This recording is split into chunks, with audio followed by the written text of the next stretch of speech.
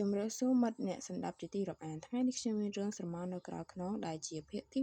7សូមរីករាយស្ដាប់ដូចតទៅ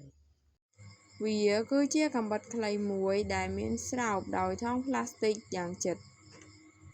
រទ្ធីប្រើកម្លាំងចុងក្រោយចាក់តម្រង់ទៅត្រង់ស្មារបស់ពូសានអូយពូសានស្រែកទាំងការឈឺចាប់រួចលែងដៃចេញពីករបស់រទ្ធី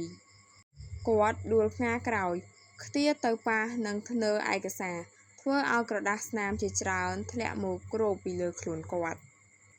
រទ្ធីស្ទុះក្រោបឈរទាំងដង្ហើមដង្ហក់គេក្តាប់កាំបិតក្នុងដៃណែនកាំបិតនេះមិនមែនគ្រាន់តែជាអាវុធការពារខ្លួនគេទេ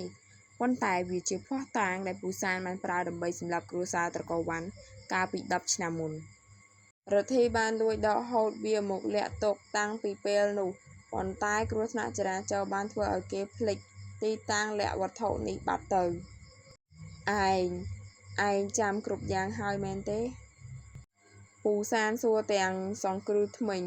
ដៃម្ខាងខ្ទប់របួសដែលឈាមកំពុងហូរស្រោចខ្ញុំចាំបានថាពូមិនមែនជាវីរបុរសដែលជួយសង្គ្រោះខ្ញុំទេរទ្ធីស្រែកតបវិញទាំងទឹកភ្នែករលីងរលោងពូគឺជាអ្នកដែលបានរុញខ្ញុំឲ្យចូលទៅក្នុងឡាននៅយប់នោះបន្ទាប់ពីខ្ញុំរកឃើញកាំបិតនេះពូចង់ឲ្យខ្ញុំស្លាប់ដើម្បីបំបត្តិភស្តុតាង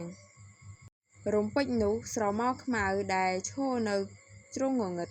ចាប់ផ្ដើមរំកិលខ្លួនមករកពួកគេទាំងពីរលើកនេះរូបរាងរបស់វាកាន់តែច្បាស់ទៅរហូតដល់រទ្ធីអាចមើលឃើញផ្ទៃមុខវាគឺជាបុរសម្នាក់ដែលរទ្ធីស្គាល់យ៉ាងច្បាស់នៅក្នុងរូបថតសខ្មៅគឺលោកវ៉ាន់ម្ចាស់ផ្ទះដែលត្រូវគេដុតសម្លាប់វិញ្ញាណរបស់លោកវ៉ាន់មិនបានមកដើម្បីលុបបន្លាចរទ្ធីទេប៉ុន្តែដើម្បីទាមទារយុត្តិធម៌ស្រមោលនោះបានលើកដៃចង្អុលទៅកាន់ពូសាន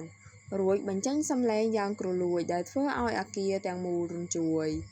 សងជីវិតគ្រួសារយើងវិញមកពូសានភ័យរហូតដល់លែងដឹងឈឺរបួសគាត់ព្យាយាមថយក្រោយទាំងភ័យតក់ស្លុតកុំមកចិត្តយើងមិនបានបំណងសម្លាប់ពួកឯងទេវាជាគ្រោះថ្នាក់កុហករទ្ធីស្រែក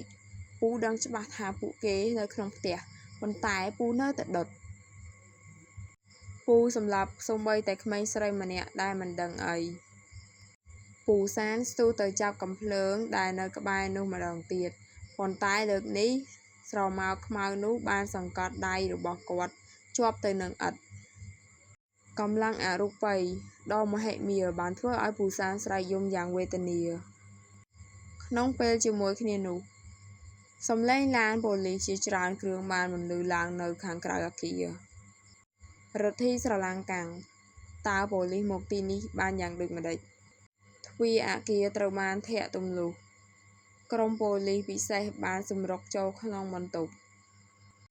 អ្នកដែលដើរនាំមុខគេគឺក្មេងស្រីម្នាក់ដែលរទ្ធីធ្លាប់ជួបនៅមន្ទីរពេទ្យផ្លូវចិត្តនាងគឺជាដាវីសហការីវ័យក្មេងរបស់រទ្ធីដែលរទ្ធីស្មានថានាងមិនខ្វល់ពីគេរទ្ធីលែងអាវុធចុះដានីស្រែកខ្ញុំបានស្ដាប់ឮគ្រប់យ៉ាងតាមរយៈឧបករណ៍ថតសំឡេងដែលលោកបានបើកចោលក្នុងទូរស័ព្ទរទ្ធីទម្លាក់កាំបិតចុះទាំងអារម្មណ៍ធូរស្រាលប៉ូលីសបានចូលមកចាប់ខ្លួនពូសានដែលកំពុងតែឡប់សតិមាត់រអ៊ូតែពាក្យថាខ្មោចតាមសម្លាប់ខ្ញុំនៅពេលដែលគេនាំពូសានចេញទៅរទ្ធីងាកទៅមើលជ្រុងងងឹតម្ដងទៀតស្រមោលខ្មៅនោះបានបាត់ទៅហើយប៉ុន្តែខ្យល់ត្រជាក់ម្យ៉ាងបក់មកប៉ះនឹងថ្ពាល់របស់គេហាក់ដូចជាការថ្លែងអំណរគុណទោះជាយ៉ាងណានៅពេលដែលរទ្ធីរើសម៉ាស៊ីនថតសំឡេងមកវិញគេបានឃើញចំណុចមួយដែលធ្វើឲ្យគេព្រឺសរោមម្ដងទៀតនៅក្នុងម៉ាស៊ីនថតនោះមានឯកសារសំឡេងមួយទៀតដែលគេមិនទាន់បានស្ដាប់គេចុចស្ដាប់ទាំងងឿងឆ្ងល់រទ្ធីឯងគិតថាមានតែពូសានម្នាក់ឯងមែនទេដែលចង់ឲ្យត្រកូលវ៉ាន់ស្លាប់ចុះបើបិតារបស់ឯងក៏មានចំណែកក្នុងរឿងនេះដែររទ្ធីឈរថ្មឹងកណ្ដាលបន្ទប់ អារម្មណ៍អាថ៌កំបាំងមួយត្រូវបានដោះស្រាយ ប៉ុន្តែអាថ៌កំបាំងថ្មីដែលធំជាងមុនបានចាប់ផ្ដើមលេចរូបរាងឡើង